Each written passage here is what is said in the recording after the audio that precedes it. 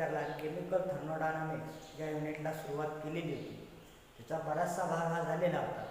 आज आपण पुढचा टॉपिक जो शिकणार आहोत, topic name is work done in chemical reaction. Work done in chemical reaction at constant temperature, pressure, work done by a system, that is W is equal to minus P external delta V. Equation number 1.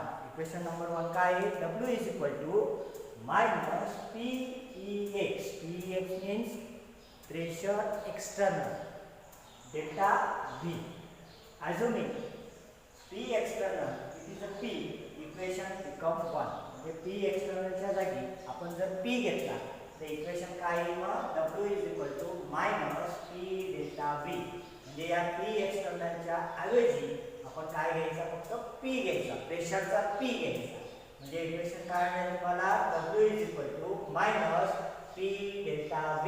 Equation number 2. Equation number 2. That is हा delta V म्हणजे काय आहे, V2 minus V1. That is W is equal to minus P in V2 minus V1. V1 का है volume of gas phase in reactor. V2 का है volume of gas phase in product. That is PV2 plus PV1. Equation number 3. पण ideal gas equation का है, PV is equal to nRT. PV2 is equal to N2RT. PV1 is equal to N1RT. Equation number 4. मग या value आलो, या value टाकायच्या equation number 3 मध्ये. मग that is W is equal to PV2 ची किंमत काय आहे, minus N2RT. Minus N2RT plus P1 V1 ची किंमत काय आहे, N1RT. That is equation number 4 and 5. N1 काय असेल, number of moles of gaseous reactor. N2 काय असेल, number of moles of gaseous product. Common काय नाही यांच्यामधला RT. That is N2 minus N1. म्हणजे W is equal to minus RT delta NG. मग delta NG काय आहे, difference is between the number of moles of product and reactor. अशा प्रकारे हे इक्वेशन आहे. That is in case समजा N2 is greater than N1, म्हणजे N2 ची व्हॅल्यू N2 N1 पेक्षा जास्त आहे तर W काय येईल, निगेटिव्ह. पण second case N2 is less than N1, तर W is पॉझिटिव्ह. आणि दोघं जर इक्वल राहिले तर त्याची व्हॅल्यू काय येईल, 0 येईल. समजलं, नीट लक्षात. पहिली केस काय आहे, N2 is greater than N1, that is W is equal to minus negative sign. N2 is less than N1, that is W is positive. आणि दोघं जर इक्वल राहिले, N1 is equal to N1, N2 is equal to N1, that is W is positive. That is delta H. आता आतापर्यंत आपण काय शिकलेलं, delta H is equal to delta U plus P delta V. That is for reaction is closed vessel. म्हणजे ही जी reaction आहे it is a close vessel. Delta V is equal to 0. Second, reaction involving solid and liquid. that is delta V can be neglected. जर समजा reaction ही जर solid आणि liquid ची राहिली तर delta V काय करायचं, निग्लेक्ट करायचं. That is delta H is equal to delta U into RT delta NT. that is N1 is equal to N2. Enthalpy of physical changes. त्याच्यामध्ये पहिली आहे enthalpy of fusion. First, enthalpy change that occurs when one mole of solid is converted into liquid without changing temperature at constant pressure. पुन्हा एकदा सांगतो, enthalpy change that occurs when one mole of solid converted into liquid without changing temperature at constant pressure. म्हणजे समजा आपण एखादी reaction घेतली, enthalpy घेतली आणि ते reaction one mole of solid is converted into liquid, that is without changing temperature. Temperature बदलायचं नाही at constant pressure. That is H2O, that is solid, that is ice. याला जर आपण उष्णता दिली तर it is converted into liquid. आणि त्या लिक्विडला पुन्हा आपण फ्रीज केलं तर that is converted into solid. इकडनं हा पॉझिटिव्ह असेल, इकडनं हा निगेटिव्ह असेल. समजा याचं एक्झाम्पल घेतलं आपण, आईस घेतला. आणि आईस हा सॉलिड असतो. त्याला जर आपण उष्णता दिली तर त्याचं रूपांतर कशामध्ये होईल? लिक्विडमध्ये होईल. त्यावेळेस तुमचा पॉझिटिव्ह साईन असेल. पण जर समजा त्याच लिक्विडला आपण पुन्हा फ्रीज केलं तर तो काय असेल? निगेटिव्ह असेल. It is a example of enthalpy fusion. Second, enthalpy of vaporisation. It is the enthalpy change accompanying the vaporization of one mole of liquid without changing in temperature. इथं टेम्परेचर बदलावं लागेल. without changing in temperature at constant pressure. पुन्हा एकदा सांगतो. It is the enthalpy change according to vaporization of one mole of liquid without changing temperature at constant pressure. या दोघांमधला फरक नीट लक्षात घ्या. इथं काय आहे? Liquid without change in temperature. इथं टेम्परेचर बदलणार नाही. इथं काय होईल? Without changing temperature. इथं टेम्परेचर बदलेल. एक्झाम्पल, H2O लिक्विड आहे. त्या लिक्विडला जर तुम्ही अजून जास्त उष्णता दिली तर त्याचं रूपांतर कशात होईल? गॅसियस मध्ये. त्याचं रूपांतर कशात होईल? गॅसियस मध्ये.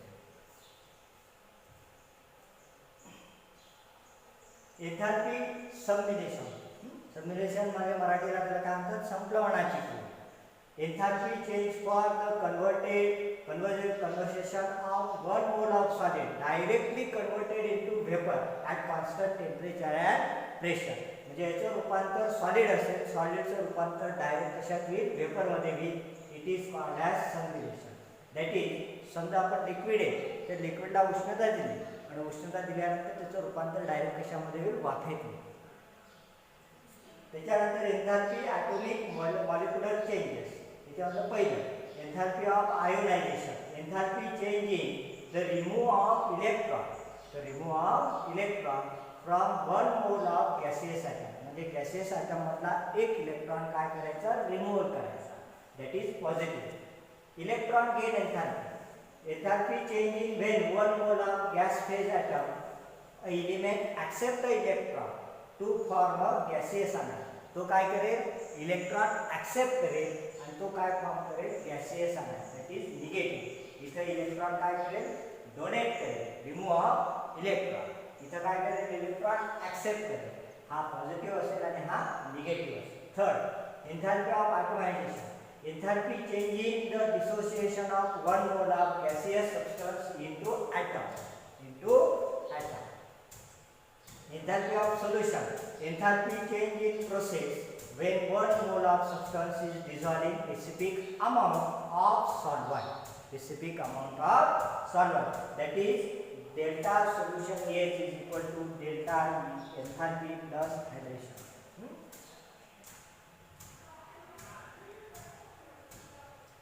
Thermochemistry one. Next unit. Enthalpy of a chemical reaction. The differences between the sum of enthalpy product and that reactant with each substance is definite physical state and their amount beginning represented by the coefficient the balance equation of the reaction. reaction A plus B that is C plus D. A आणि B काय असतील? Product असतील. C आणि D काय असेल? Sorry, ए आणि बी हे काय असतील? रिॲक्टंट असतील. सी आणि डी हे काय असतील? प्रॉडक्ट असतील. Small A small B it is the coefficient. Small C आणि small D also the coefficient. इकडचा भाग काय असेल? रिॲक्टंटचा. तिकडचा भाग काय असेल? प्रॉडक्ट. मग डेल्टा एन्थाल्पी, समजा एन्थाल्पी ऑफ केमिकल रिॲक्शन काढायचं असेल तर delta H is equal to summation of product minus summation of reactant. म्हणजे summation of product minus summation of reactant. That is summation of product is also less than summation of reactant. That is reaction is endothermic. मग endothermic reaction केव्हा असेल? ज्यावेळेस product हा less than product असेल reactant. समजा it is a product greater than reactant. That is reaction is exothermic. Less than असेल endothermic, greater than असेल exothermic. Standard enthalpy that is delta H0. The enthalpy changing the reaction when the reactant and product involving are their standard state. Standard enthalpy म्हणजे काय असेल? की ज्या value ज्या दिलेल्या असतील त्या स्टँडर्ड असतील. त्याच्यामध्ये कोणत्याही प्रकारचा बदल होणार नाही. it is a standard of enthalpy. Standard enthalpy of formation, the enthalpy change that a reaction in which 1 mole of a pure compound standard state is for an element in their standard state. That is, the unit काय असेल त्याचा standard of enthalpy चा unit असेल kilojoule पर मोल. Standard of enthalpy चा unit काय असेल kilojoule पर मोल असेल. मग standard enthalpy of formation of an element is 0. Standard enthalpy of formation of element is 0. That is, standard enthalpy is equal to summation of product minus summation of reactant. Standard enthalpy of combustion. The standard enthalpy changes a reaction in which 1 mole of substance in its standard state is completely oxidized. म्हणजे याच्यामध्ये जी reaction असेल ती reaction completely काय असेल oxidise असेल. Oxidation म्हणजे oxidation. That is bond enthalpy. The enthalpy change is required to break a covalent bond. एक covalent bond असेल आणि त्याला ब्रेक करण्यासाठी जेवढी एनर्जी लागेल ते एनर्जीला काय म्हणणार तुम्ही bond enthalpy. The enthalpy change is required to break a particular covalent bond in 1 mole of gaseous molecule to produce gaseous atom or radicals. आणि त्याचं युनिट जे असेल ते युनिट पुन्हा काय असेल किलोजूल पर मोल.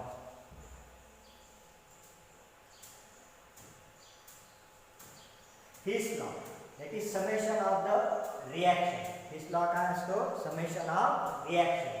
That is sum of enthalpy change in individual step in the reaction. म्हणजे त्या रिएक्शनच्या ज्या स्टेप असतील त्या सम असतील. सम म्हणजे एकत्रित करणे. त्या लॉला आपण काय म्हणतो His law. That is the enthalpy change for a chemical reaction is the same regardless of the path by which reaction occurs. समजा A to B, B to C. A to B, B to C. आणि again E to C. A to B साठी delta H2 असेल, B to C साठी delta H3 असेल आणि A to C साठी काय असेल डेल्टा H1 असेल. मग path 1 A, path second A and B. म्हणजे overall A to C. That is delta H0 is equal to standard enthalpy. That is delta H2 plus delta H3. And according to his law, delta H1 is equal to H2 plus H3. A determined enthalpy of chemical reaction which is not possible experimentally. म्हणजे जर तुम्हाला enthalpy of chemical reaction काढायचे असेल तर ते experimentally possible नाही. It is called as his law. That is spontaneous process. Spontaneous process means irreversible process. Take place on its own without external agency. Without external agency influence, this reaction is called as spontaneous reaction. And that is entropy. Next topic is entropy. It is measure of disorder. G order असेल ती disorder असेल. And it is randomness. कोणत्याही डायरेक्शनला केली. It is a entropy. That is solid greater than liquid, liquid greater than gaseous. That is I2 example. That is solid converted into gaseous. That is delta S is positive. Twice H2 gaseous atom plus O2 gaseous atom. And it is a twice H2O liquid. That is water molecule. And याचा delta S काय असेल negative असेल. आणि H2 gaseous into twice H. It is a gaseous. But delta S that is equal to Q reversible upon T. So unit असेल kilojoule. आपलं kilojoule joule per kilo. Joule per kelvin. And it is delta S total greater than 0. Process is spontaneous. Delta S less than 0. Process is not spontaneous. Greater than the राहिला it is process spontaneous. Less than the राहिला it is a non-spontaneous. And it is delta S जर ती process equal असेल it is process at equilibrium. Law of thermodynamics. The total entropy of a system in its surrounding increases in spontaneous process. Relation between the delta G and delta S. What is the relation between the delta G and delta S?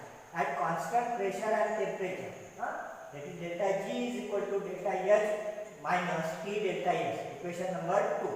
The total entropy changes on a process delta S total is equal to delta S system plus delta S surrounding, that is delta S total हा delta जो S असेल सिस्टीमचा त्याचा फक्त delta S घ्यायचा plus delta S surrounding. Equation number 3.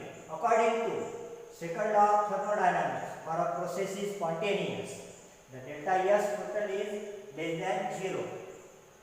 Delta H is enthalpy changes of the system, that is delta H is enthalpy changes of the surrounding, that is delta S surrounding is equal to minus delta H upon T. Equation number 4. Equation number 4 and 3. It is delta S total is equal to delta S and delta S surrounding. This value is put minus delta H upon T. Equation number 5.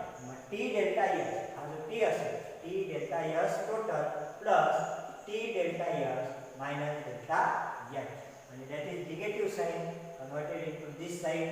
T delta S total is equal to minus T delta S plus delta H.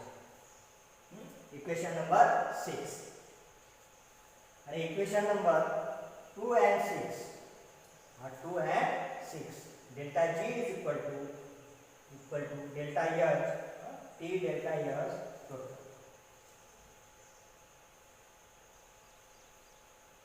Delta G is less than 0, the process is spontaneous. Delta G is greater than 0, process is non spontaneous. माझा negative sign राहिला तर काय घडेल आणि positive sign राहिला तर काय घडेल. समजा डेल्टा एच हा पॉझिटिव्ह आहे, डेल्टा एस हा निगेटिव्ह आहे आणि डेल्टा जी हा पॉझिटिव्ह आहे, तर रिएक्शन काय होईल. Reaction are not spontaneous to all temperature.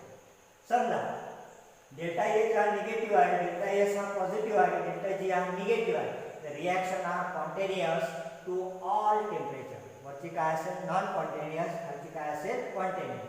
जर समजा डेल्टा जी हा पॉझिटिव्ह राहिला, डेल्टा एस हा पॉझिटिव्ह राहिला आणि डेल्टा जी जर निगेटिव्ह राहिला, तर reaction will be spontaneous only at high temperature. समजा सगळे निगेटिव्ह राहिले तर reaction will be spontaneous only at low temperature.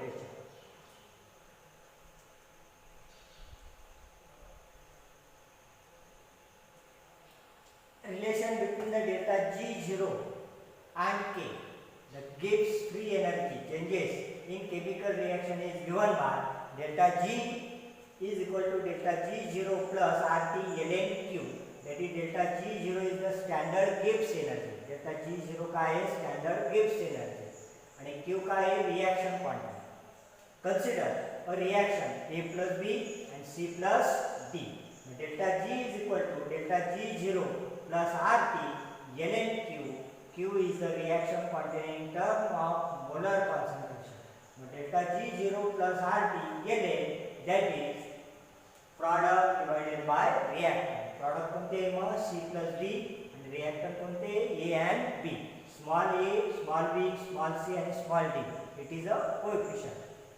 Or समजा delta G is equal to delta G0 plus RT ln Q upon Qp upon Qp. Reaction quantity in terms of partial pressure.